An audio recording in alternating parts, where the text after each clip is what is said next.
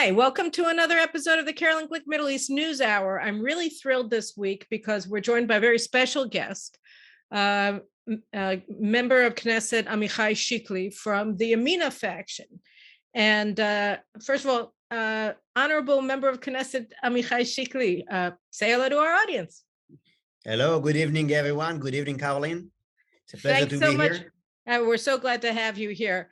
So you may be thinking, all of you off in the world of podcasts, why is Carolyn Glick talking to a member of Yamina's Knesset faction? After all, Prime Minister Naftali Bennett from the Yamina party presented himself as a ideological right-winger to the right of Likud, and yet to form a government with a 7-member faction. He formed the most radical government Israel has ever seen with the Islamist Ra'am party and with the post-Zionist or anti-Zionist Meretz party and Labor party. And so why is Carolyn talking to Amichai? And I'll tell you why. It's because he is the one holdout from Yamina of the 7-member faction that refused to join the party because he didn't want to betray his voters. So obviously he's a man after my own heart, and he should be as somebody that you guys all are acquainted with, because he's truly a great patriot. So Amichai, I wanted to start by speaking today about what happened after the elections, and even before the elections. The last elections, I believe that they were in March. Was that right? March of this year? And you were number 5 on Naftali Bennett's list, which was a very safe seat. And you got in. During the campaign, then Prime Minister Netanyahu was saying that Naftali Bennett was going to leave the right. Did you think that there was any truth to that? Did you have any inkling that this could happen? Well, absolutely no. I was completely sure that we are going to create a right-wing government, as we mentioned hundreds and hundreds of times. The most interesting thing was that a week before the election, we started to see a decline in the polls that we have made for Yamina, and there was a great tension. And the strategic decision of Naftali Bennett was to break to the right, to keep it safe, maybe to lose some voters from the center, but to keep it right and very, very strong. And then he made interviews from the car, in the street, with Boaz Golan on Channel 20, the right-wing channel. And he said repeatedly, time after time after time, there is no scenario, not in rotation, not in mutation, that we will join a government that will be led by Yair Lapid as prime minister. Absolutely no way. And we've heard from, and we had Yamina that initiated to say that Ra'am, the Islamist party, should be banned from the Knesset.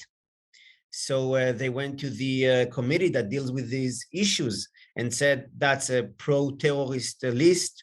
And Naftali Bennett was actually the most radical speaker against Mansour Abbas and Ra'am among the entire national camp or the right wing, far more radical than Naftali Bennett. And even from me, myself, I said, I don't know Ra'am that much. I don't know Mansour Abbas that much. I don't think he's that radical. Now I think differently, yeah? But back then I said, I don't think he's, but he said, Ra'am is Hamas. Mm-hmm. And we will never, ever. And he had this document saying to Netanyahu, sign here, I will never sit with Mansour Abbas in the coalition, never. So I believed him. I believed him. I don't know. It was very, very weird to me what happened. I can explain it now, but back then it seems inconceivable. I agree with you. You know, I don't know whether all of our viewers know, but Amichai and I were colleagues on Naftali Bennett's list. You know, Israel had 4 successive electoral campaigns that all ended inconclusively, beginning in April of 2019. And in that election, I was running with Naftali Bennett, and Amichai was running on the same list, and we have known each other for many years, and we'll talk about that as well, what you did before you became a politician. But you know, I came away from that race. We Yamina, or what it was called at the time, the new right, or the Yamina Chadash, never even got elected. It was 1,500 votes short of crossing the threshold of 4 seats. But I came away from that election with really, I had been friends with Naftali Bennett for a decade before that, and I came away from there not respecting him and not liking him personally. And so I kept my distance from him after that. I didn't want to have anything to do with him. But even though I stopped respecting him and stopped sort of believing in him, I really hadn't thought that he had it in him to actually betray everything that he claimed he stood for. So, you know, I get it. You know, it was a shock. So when you look back at it, what is your explanation? How do you think that the writing was on the wall the whole time, and we just failed to read it because we were naive? Well, no, I think that we maybe underestimated the temptation of being prime minister. What is the power of this temptation? It reminded me a little bit the movie film Lord of the Ring. My precious. When you should stand against the power of the ring that gives you enormous power, but you should not use it for your own desires. And that's one thing. And the other one, I thought, is more serious in terms of ideology. But it seems, when looking at it backwards, that the ideology roots are very, very shallow. It's not going deep. Is a little bit of Yair Lapid right-wing style, saying the right thing at the right time, but don't really mean it. He's not a person of books. When I asked him, you know, have you read the essays of Avichai Ben Chaim? Have you read the tremendous book of Gadi Taub, Nayadim Nayachim? How do you translate movable? Nayadim? It's movable and immovable, and Gadi So Taub, yeah. right? He divides humanity basically between the jet setters who are the internationalists and the nationalists. Basically, it's just a different taxonomy for the same thing. There's people who are attached to the countries that they live in, and people who are post nationalists who think that the nation state is antiquated and just don't have the same cultural connection to their own people that most of the people who live in their countries have. And Avichai Ben Chaim, who you were talking about, is a sort of a sociologist, and he's put a lot of time and effort into thinking through the social rifts in Israel between what he calls the first Israel, which are sort of the ruling class of the historically Ashkenazic Jews who founded the country, from the Labor Party and then from even the Likud Party, and the people who came from North Africa and from Arab countries after the founding of the country, who for a long time were treated as second-class citizens. And so he's made the division. His taxonomy is between the first Israel and the second Israel.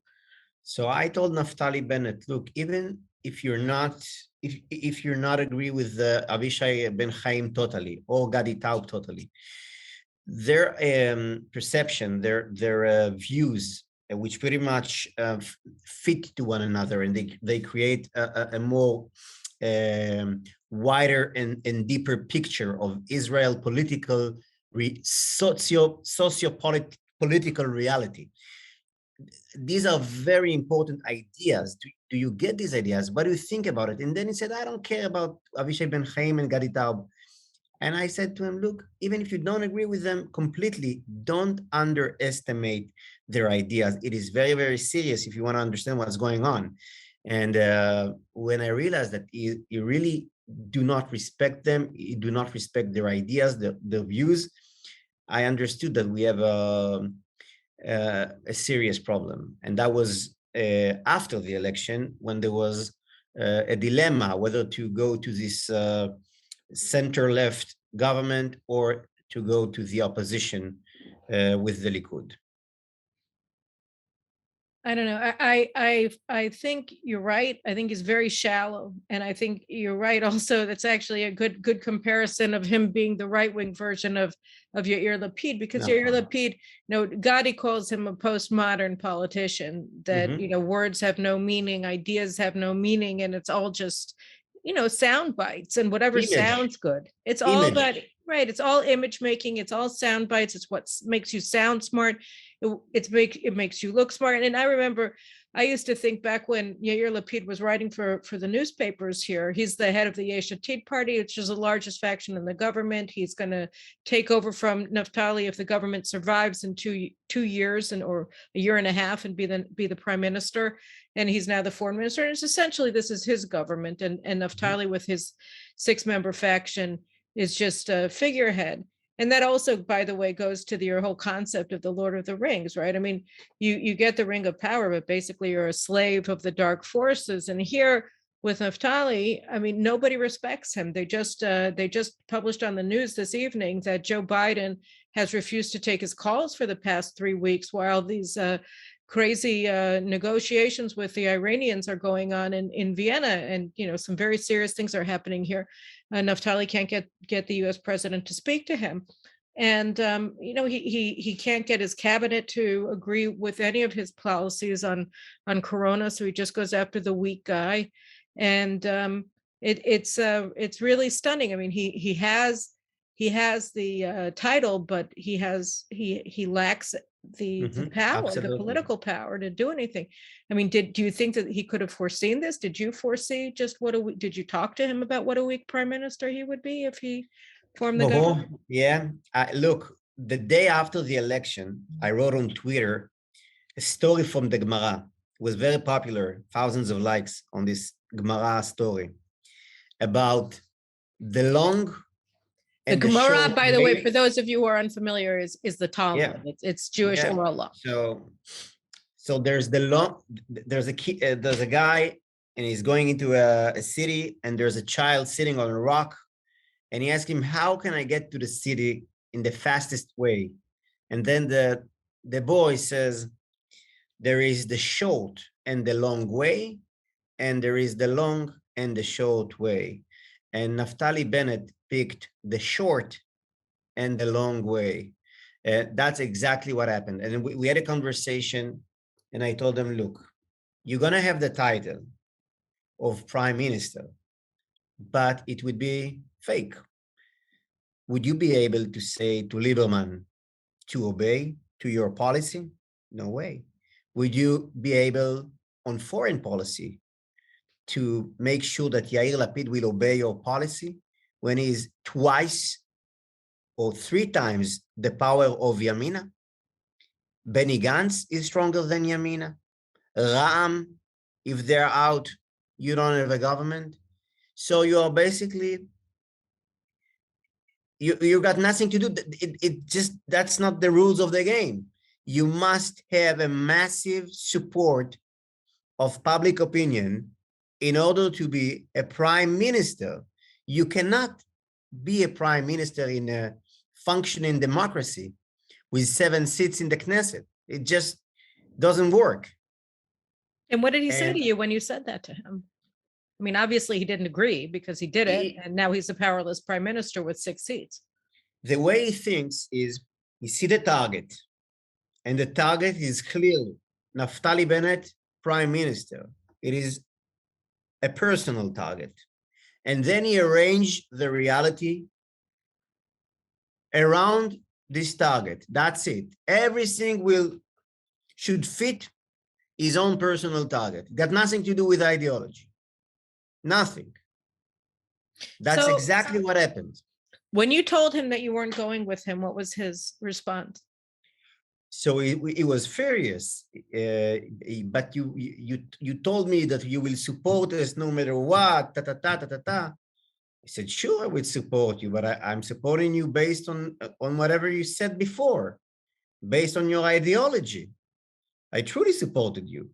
24 hours. From a mechina to a mechina, from a high school to a high school, to Ma'ale Adumim, to Be'er Sheva, to Arad, to Ramat HaGolan, for 2 months, without salary, without nothing, leaving my work behind, my life behind, my family, everything. But the moment you're telling me that all your promises, the core promises from the election, everything, Negev, the young settlements in Judea and Samaria, fighting protection, fighting radical Islam,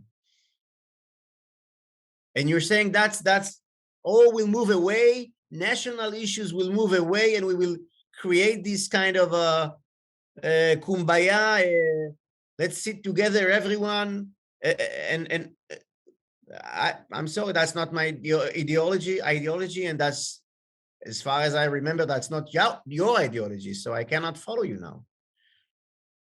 Have you This is not a club fan, and you are not Michael Jackson.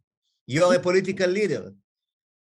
If you are abandoning your ideology, you are irrelevant for me. So how many times do you think you've spoken with him since he formed the government without you? How many conversations do you think you've had with him? From the moment, no, we had a major personal crisis during the operation in Gaza, because I was in Miluim. You were in the reserves. You were in the military. Yeah, in the reserve, in the army. What's your job there? I was the company commander responsible for the rescue force of Golani Brigade. And it was few days, maybe a week after I sent a letter to him, a public letter, saying, think again. What do we have to do with the Black Flags movement? Radical progressive movement.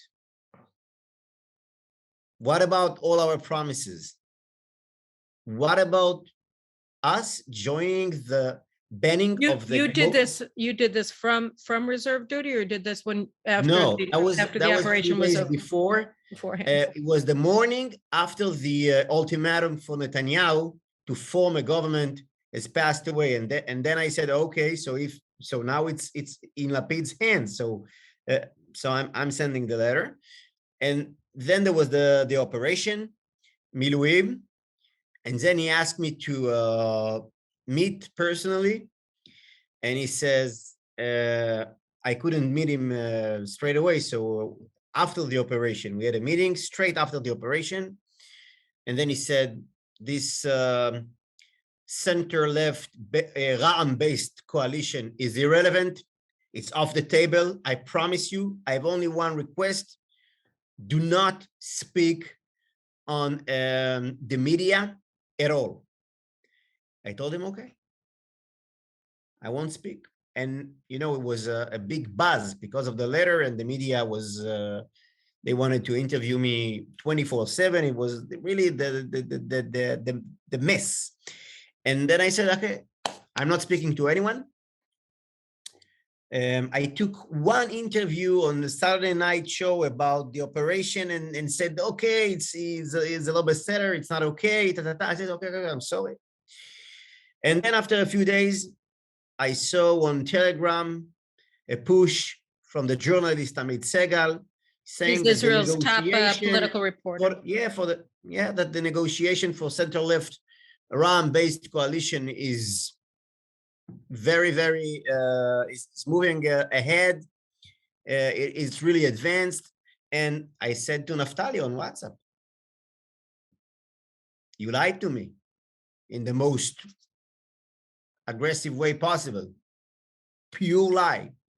And that's it. From this moment on, the relationship is different.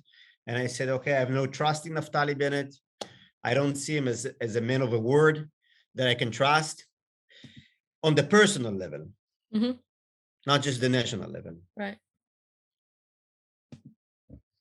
And have you spoken with him since?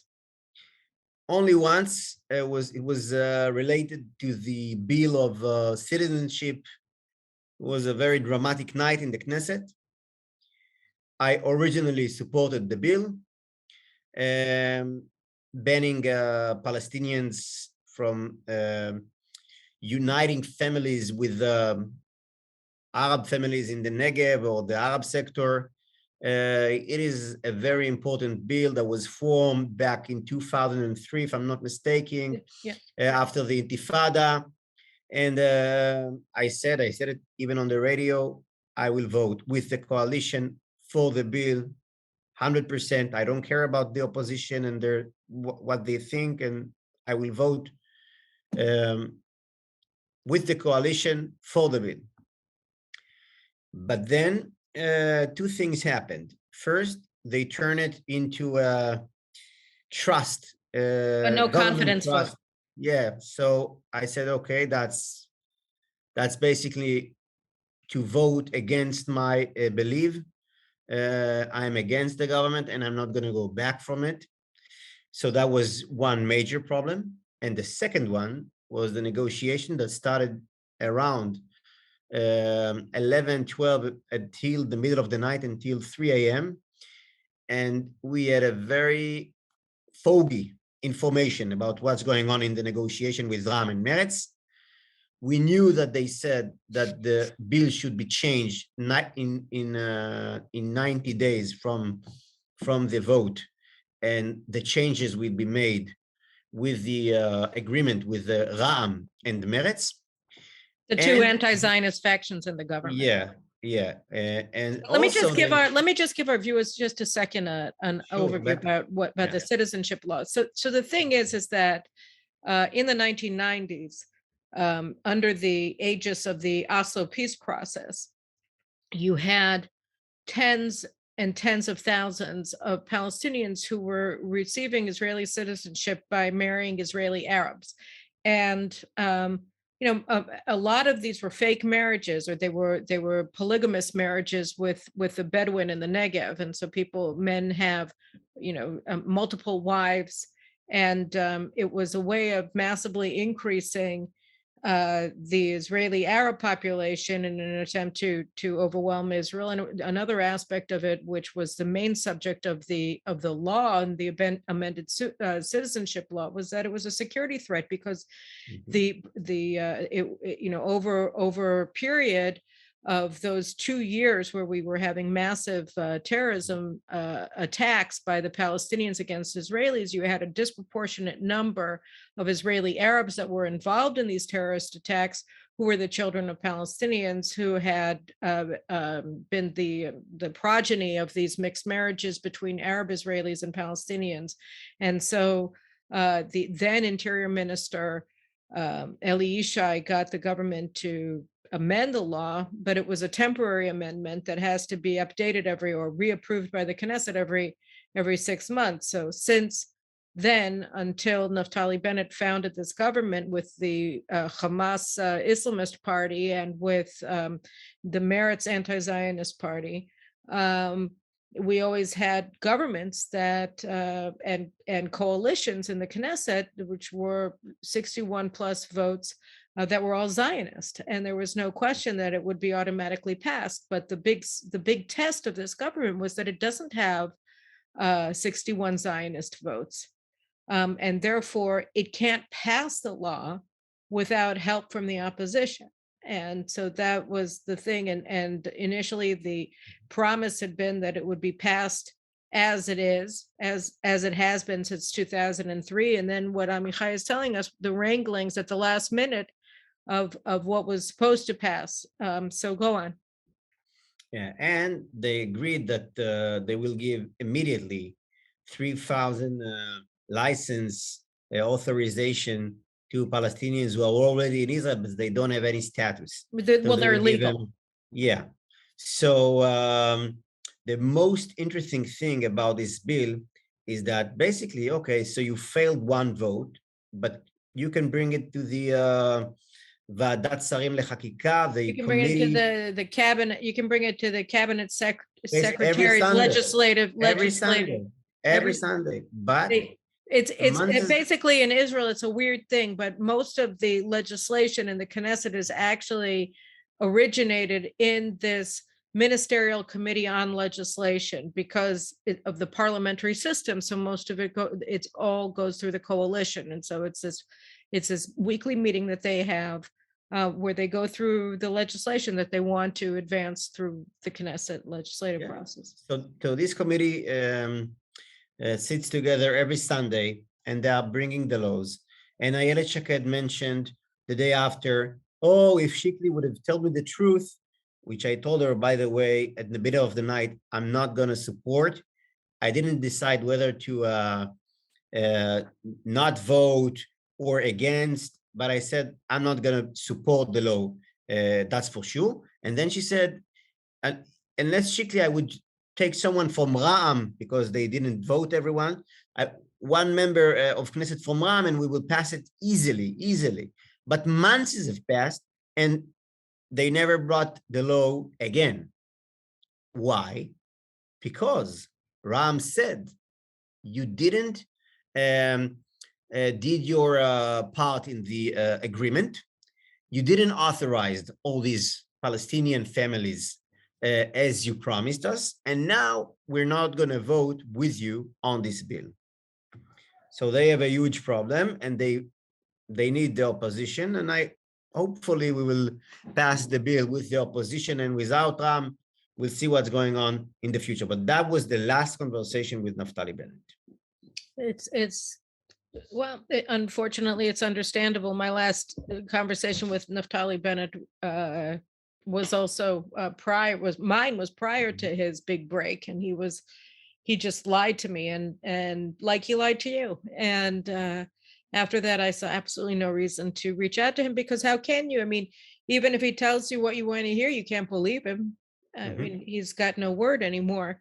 And so now you have this anomalous situation in the Knesset where you're formally still a member of Yamina party, and you sit with them in the plenary sessions in the Knesset, and so you're one of the most vocal members of the opposition, and you're surrounded. I see on television that there you are, surrounded, almost like a tiger in a little cage. On the votes with the with a red in the middle of the green. Right. It's really it's like this one. It's this outpost of sanity. But you're sitting there like a caged lion, with all of these people around you. I mean, how does that feel? I mean, what goes through your mind? I would be so uncomfortable, No, so first of all, on the personal level, there are very nice people in the coalition, and I sit next to Michael Bitton and Emily Muati, and they are very warm and kind people. And so on the personal level, it's a non-issue. Okay. On the ideological dimension, I'm always reminding myself the true game is out of the building. It's in the streets. So, and I don't think that Gideon Sa'ar and Naftali Bennett understand it. They think, oh yeah, we have beaten the chess game against Netanyahu in the Knesset hall, or b'mizdronot. I would say in the hallways of power, the hallways of the Knesset. But you have lost the streets.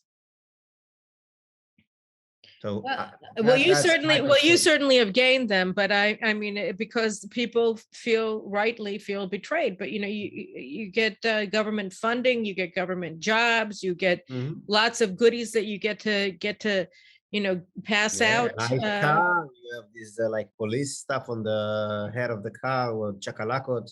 Yeah, you get all of these perks, and membership has its privileges, and when you're not a member, you don't get those privileges. So, as evidenced by the lovely hotel room that they put you up in tonight, because you live far away from the Knesset. So in the meantime, you have your parliamentary work. And a couple of weeks ago, I was honored to participate in a conference that you held there about the BDS movement, the anti-Semitic boycott, divestment, and sanctions movement against Israel. And this week, you were supposed to have a conference today, actually, that I was planning on just going to, but it wasn't carried out because they placed all of these limitations on Knesset activities due to the new in a very interesting timing, by the way. Right. So well, first of all, let's just say what was the conference. Let me just get the it was about the EU. Look, it was the background of the conference, how two major campaigns held by basically the EU with more European countries such as Switzerland, Norway, Sweden, and one campaign is settler violence equals state violence. Settler violence equals state violence. Yeah. Yeah, you have an entire website of B'Tselem with this headline, and basically the idea is to delegitimize any Jewish presence in Judea and Samaria. And that's one of the moves of the EU in their strategy to establish a Palestinian state in the next 5 or 10 years. And the other move is massive projects of construction of new villages and new neighborhoods all over Judea and Samaria, mainly in Area C,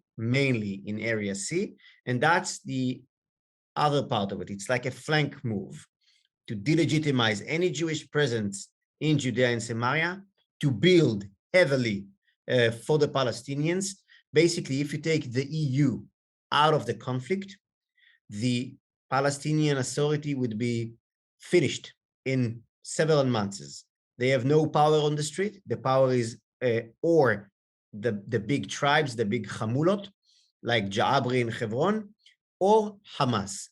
The PLO is weaker than ever, and it is being held by the money of the EU and other European countries. I think that here it's important to sort of put in a couple of parenthetical remarks. So the first one is that I may have spoken about it in last week's show, but it still bears repeating because I think it's stunning, which is that the Italian government just released documents that show that prove that in the 1970s, the Aldo Moro government of Italy signed a deal or concluded a deal with the PLO, which said that the Italians would turn a blind eye to PLO terrorist operations in Italy, and in exchange, they wouldn't kill anybody who wasn't Jewish. And so there were a number of terrorist attacks. The two most notable one was a terrorist attack in the Bologna train station in 1980, where you had almost 100 people killed, and the government immediately attributed it to a fascist organization, even though they knew that it was the PFLP, the Popular Front for the Liberation of Palestine, because they were covering up for the PLO. And then in 1982, on Rosh Hashanah, there was a bombing outside of the main synagogue in Rome, and a Jewish boy who was 2 years old was killed in the bombing. And the Italians had been tipped off by the PLO before they carried it out. And the police car that was outside of the synagogue left the scene a half an hour before the bombing. And then there was another one, which was a 1986 PLO bombings of the LL counters in Vienna and in Rome.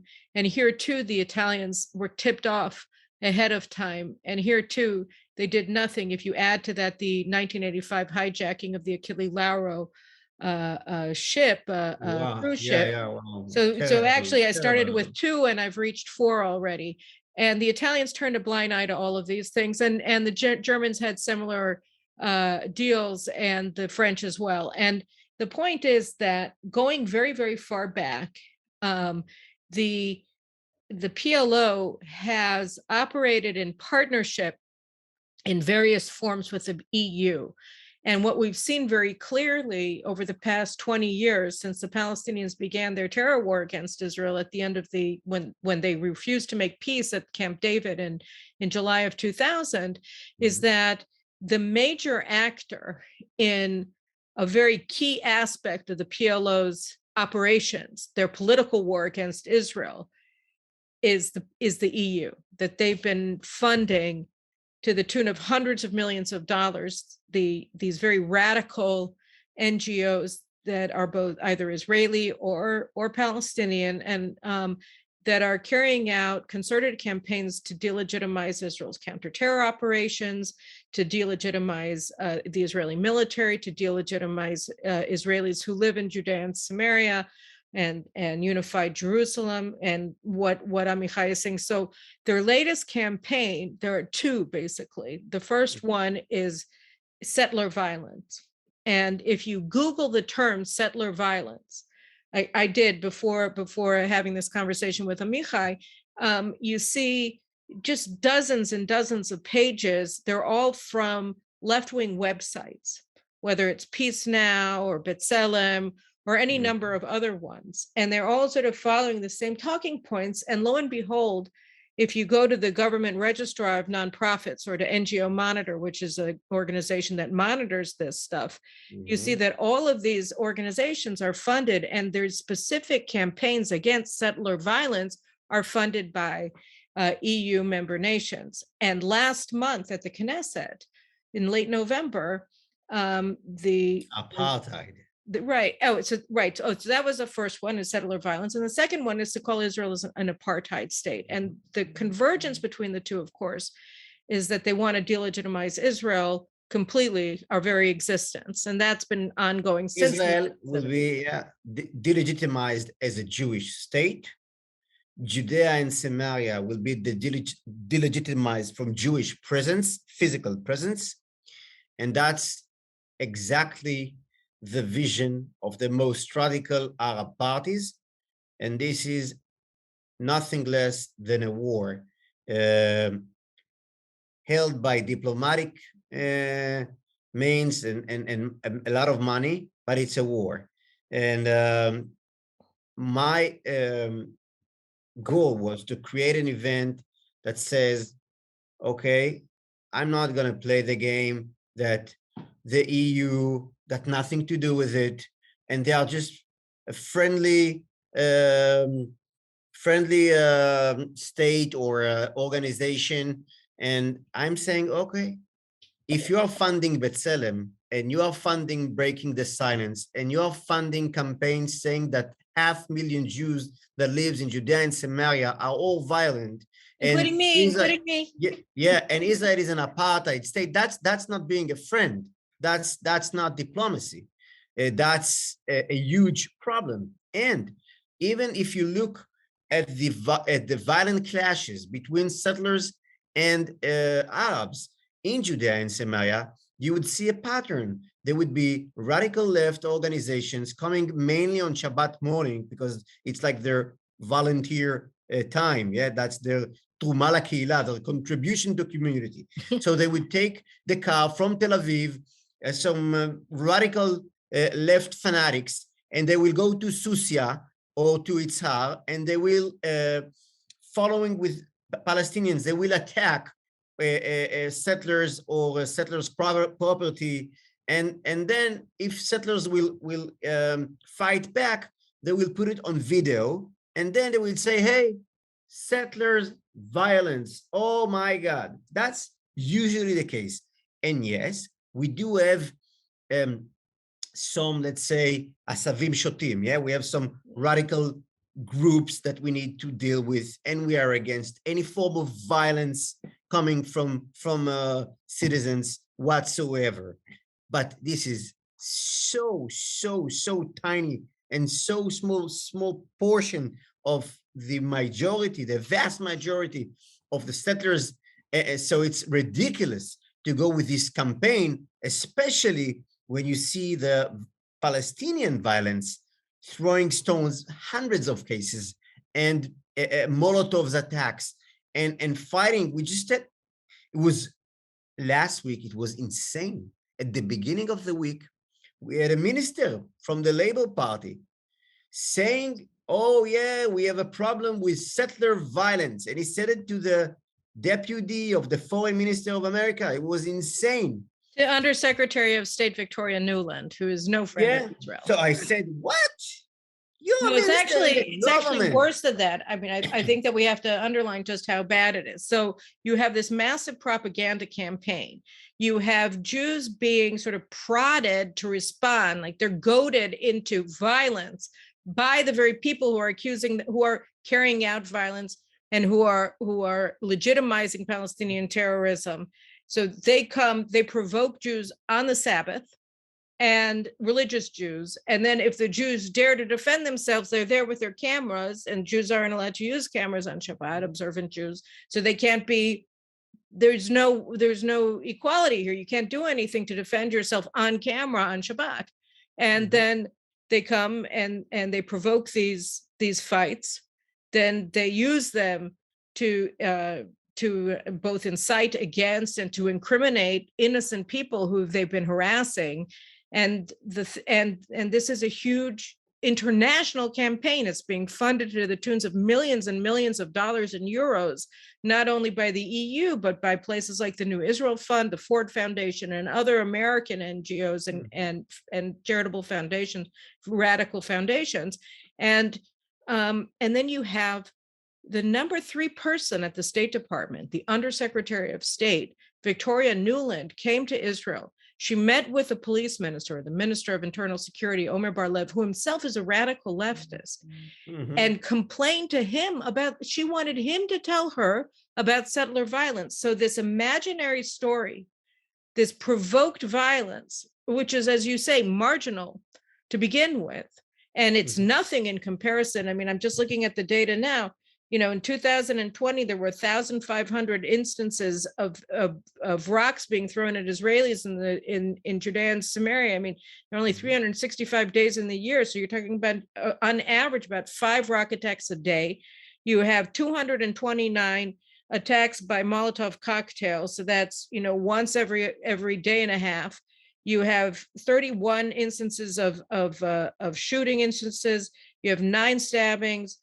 You have, I mean, this is a daily occurrence, this kind of Palestinian terrorism, and yet nothing is said of that. Just last week we had on Wednesday night or Thursday night, Yehuda Diamantman, who was murdered in an ambush on his way to his yeshiva in Samaria. So you have real world consequences to this incitement and to the demonization of Jews. They do it because they figure they can get away with it anyway. And the Undersecretary of State. These campaigns are a modern blood label, nothing less than a modern. And I think it's disturbing to see that these kind of ideologies coming from Europe.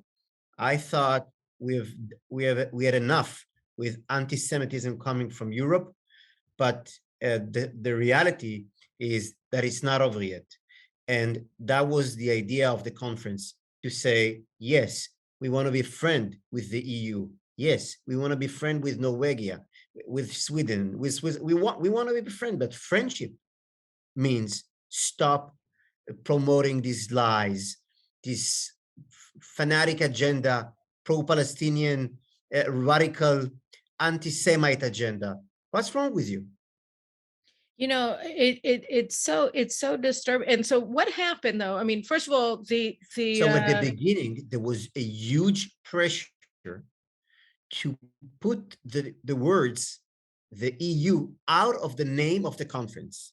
Don't put the EU in the name of, because we called it the radical left and the EU as the engine of violence in Judea and Samaria. That was the idea. And then they said, okay, you can do your conference, but take the EU outside of it. Who said that to you? It came from the office of the mayor of the Knesset, Miki Levy. Yeah, the speaker of the Knesset. The speaker of the Knesset.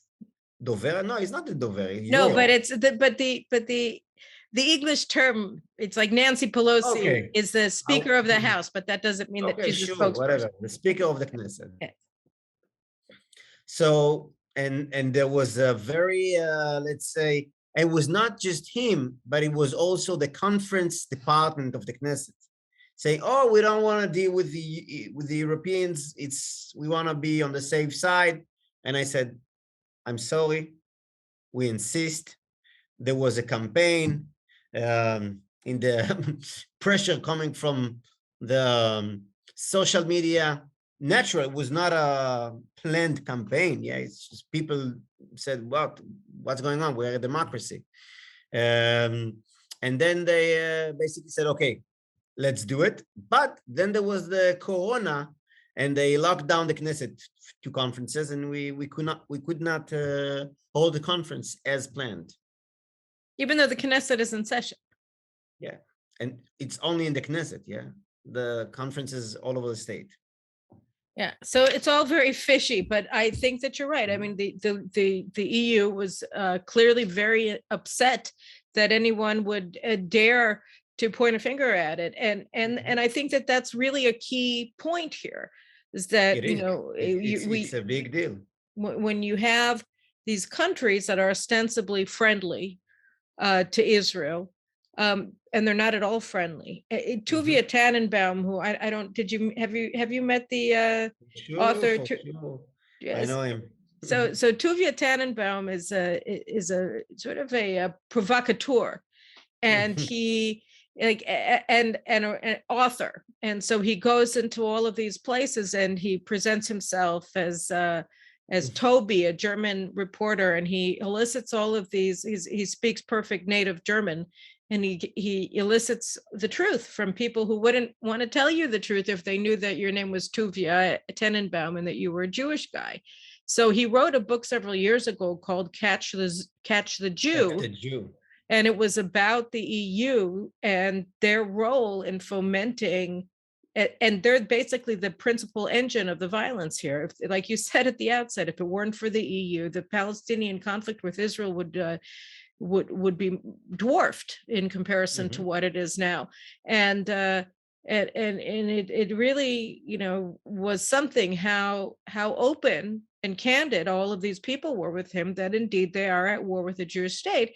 And so they hide behind all of these NGOs that wouldn't exist were it not for European Union money. And then these NGOs that they fund carry out. Germany the most, unlike Switzerland, Norway, or Sweden, Germany would usually won't put her name as the state that gives money directly. You would see organizations such as Bread for the World, and you would say, what is Bread for the World?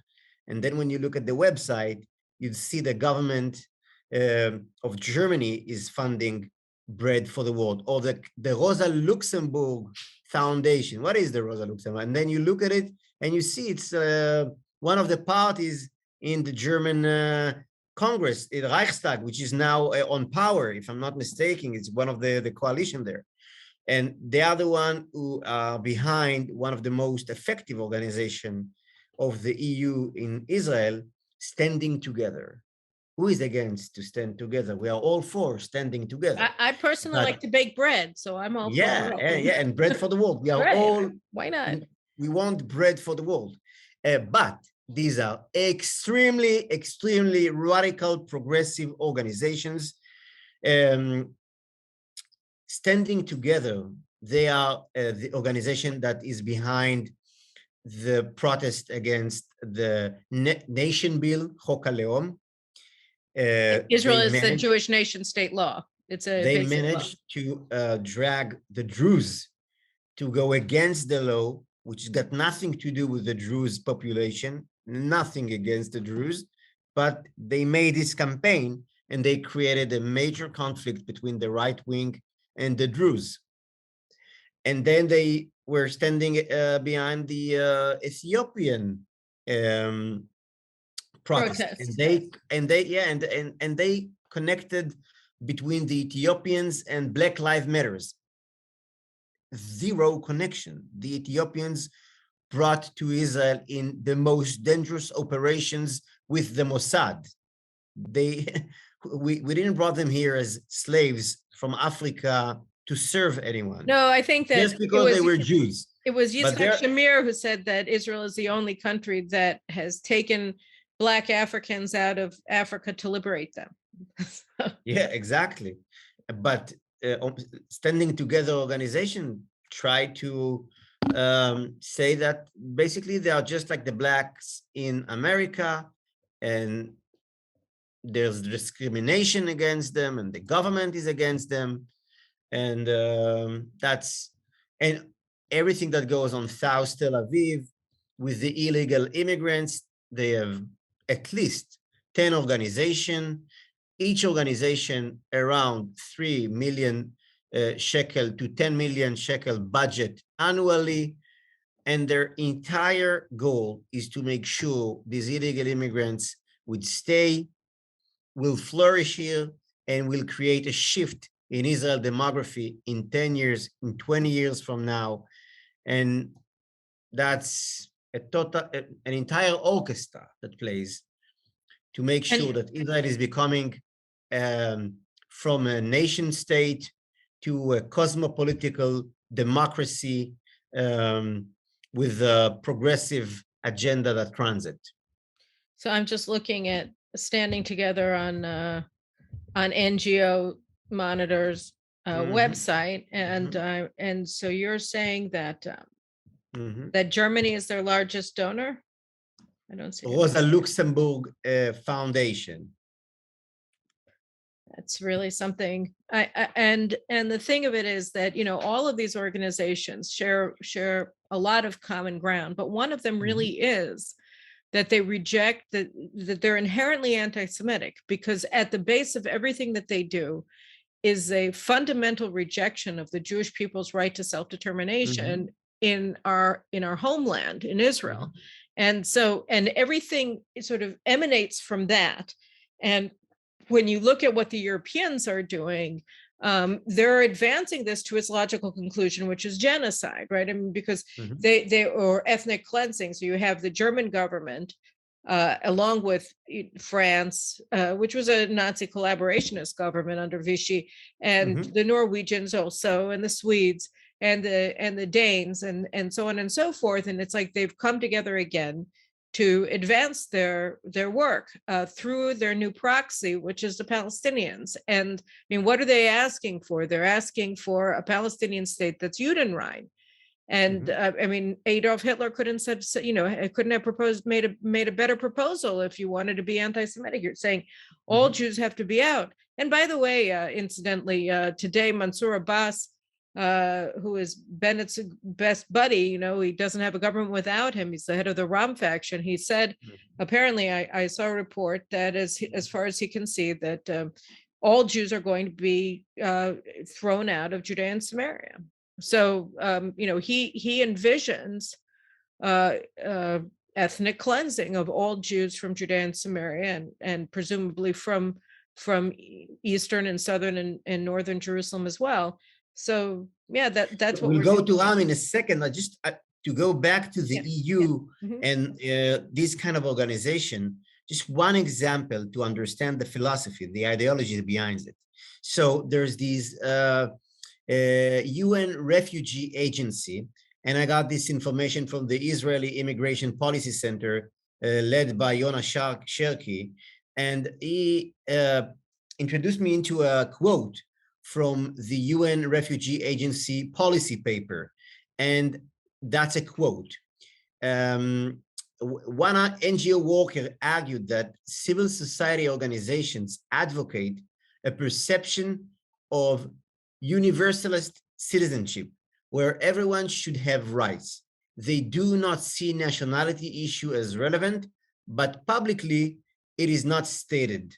Okay, because it's not very popular yet, but that's the philosophy behind the policy of these kind of organizations, according to and also the EU.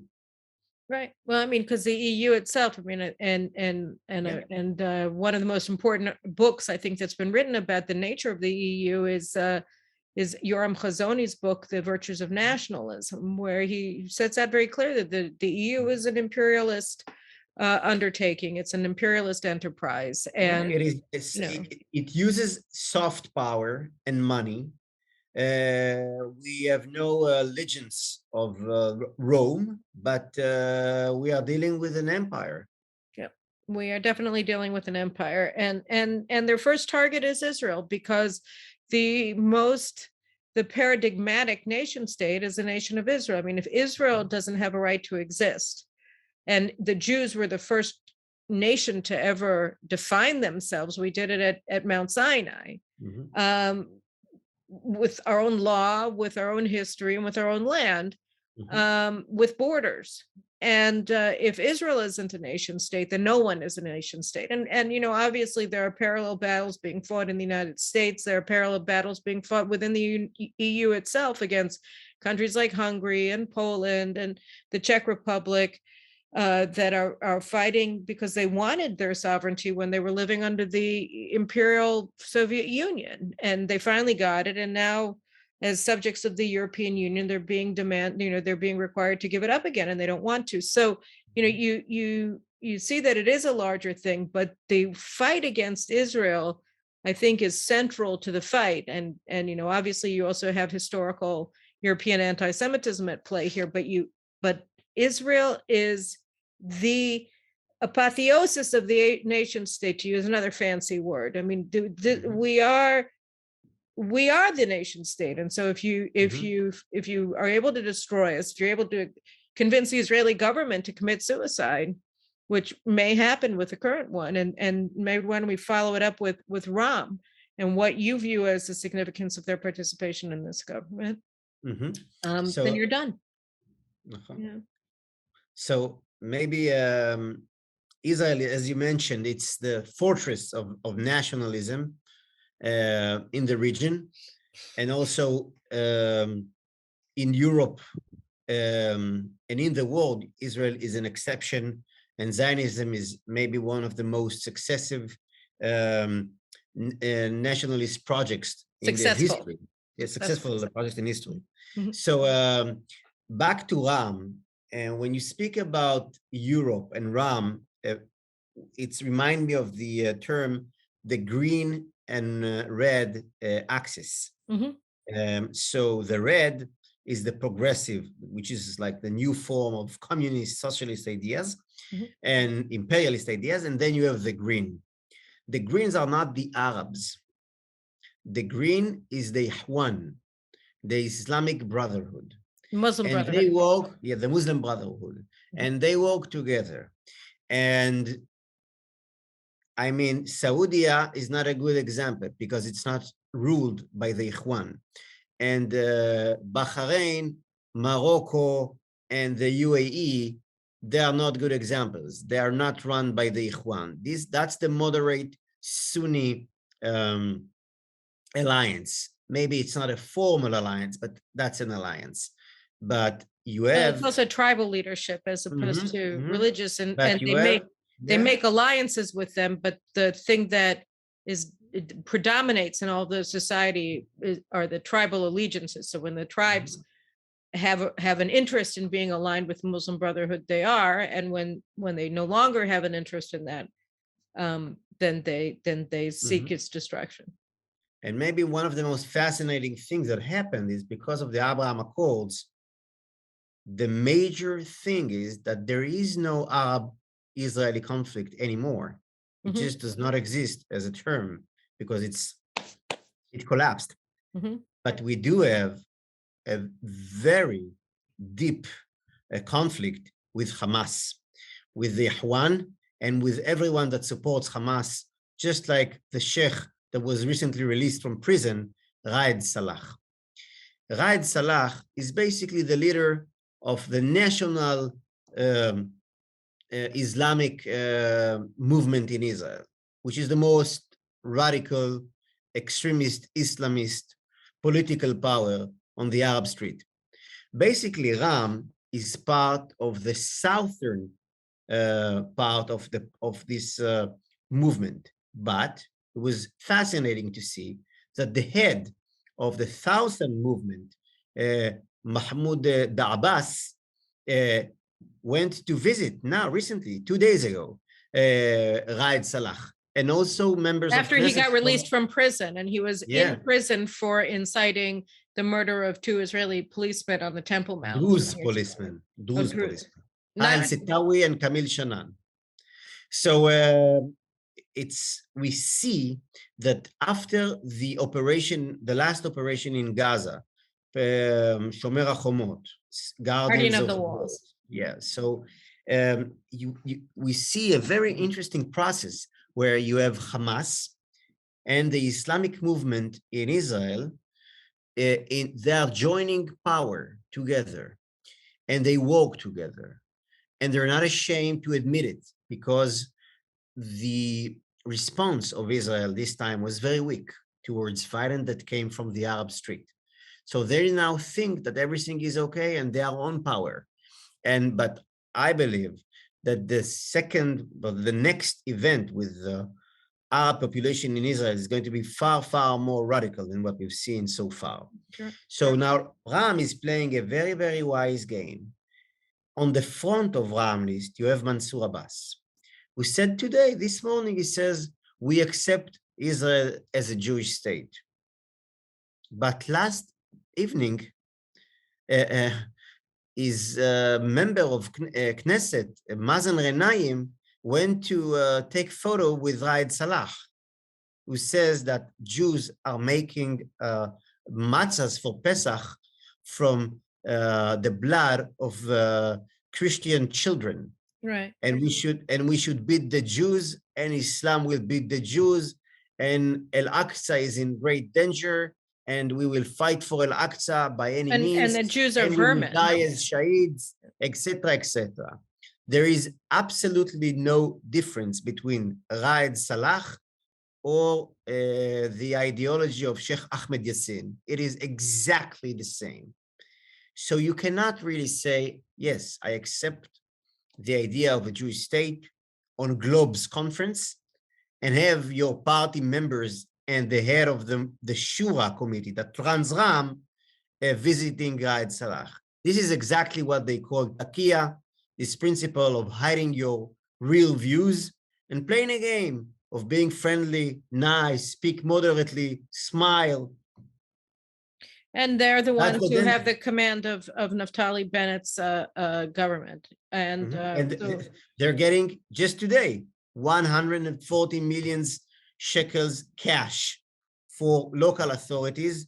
And the local authorities, mayors, they know that this money is Ra'am painted money for their own activities. And when you look back at history, in 1970, Sheikh Ahmed Yassin established an organization. The Mujamma al-Islamiyya was the Muslim organization only for humanitarian purposes, just pharmacies and activity for children and youth movement and renovating some mosques and, you know, some cassette here and there to promote Islam. 20 years later, they doubled the number of mosques in Gaza and in Judea and Samaria, and they established Hamas, the militant terrorist branch of this movement. And we all know what Hamas means.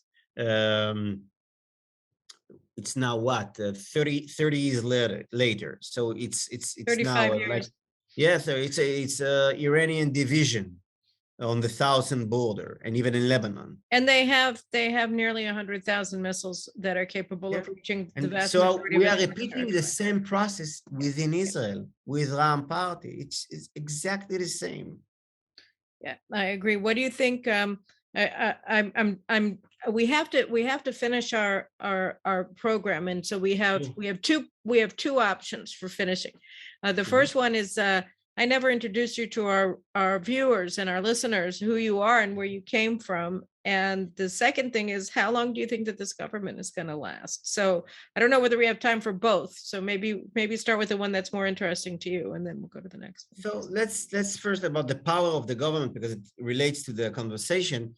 I think there's something there's a great paradox with this government. The weaker they are, the stronger they are. Right. Because they are like desperados, they're so despair, because if one part of the puzzle is going away, the entire business is collapsing. And the motivation, Yair Lapid's he can be prime minister a few months ahead. And you have Naftali Bennett, and he knows, even if he had one good poll tonight, that if he's out of the politics now, he's doomed. That's it. Gideon Sa'ar, it's the same. Mansour Abbas, the same. It doesn't have yet any real achievement Just today, he got this 140 million, so that's the beginning, but the deal with Ra'am is for billions. So that's what holds this government together. And personally, I grew up in Jerusalem. Both my parents came from France. They made Aliyah. And I was in Golani for almost a decade. And I was in education, Zionist education in Tavor Leadership Academy, trying to strengthen the Zionist and Jewish identity among secular youth in Israel. And we had great success with it. And that's basically the answer. Thanks so much for having me. Oh, Amichai Chikli really is, he's a real deal. I mean, he's an accidental politician. I met Amichai through his leadership academy in Mount Tabor in northern Israel, where he had me come and lecture his students. And it's a wonderful place. He had a special program that he opened several years ago just for lone soldiers to help them acclimate in Israel, which I thought was incredibly important as a former lone soldier myself. But he's, I don't talk to most politicians because I really don't have that much to say to them. But Amichai is also a man of letters. He's very well read. He's an intellectual, and he's there for the same reason that I thought I was going to go there, which was to advance ideas and ideals and things that are really important and to stand for them. And I think one of the greatest sense of betrayal that you can have as somebody who claims to actually care about the things that are so important to you, and then he turns around and he betrays them all. And that's how I feel about Naftali. I guess it's personal, but it's also, it's everything. It's like, how could you do that? So, and of all of the 7 people that were elected to Knesset with this liar, with this fake, with this phony, Amichai was the only one who stood by his convictions and refused to go along with this theft of leadership by a man who didn't earn it. So hats off to you. You can come on the podcast anytime you want. And thanks so much. And I'm happy to have introduced you to my viewers. I want as many people to know about you as possible. All right. Well, thank you. And take care, all of you. We'll be back with another program next week. And share this video with your friends and subscribe to our channels and get the words out. There are tzaddikim b'sdom. There are just people in Sodom and Gomorrah of the Israeli Knesset. So take care. Thanks so much and have a great week. להתראות. תודה. Bye-bye.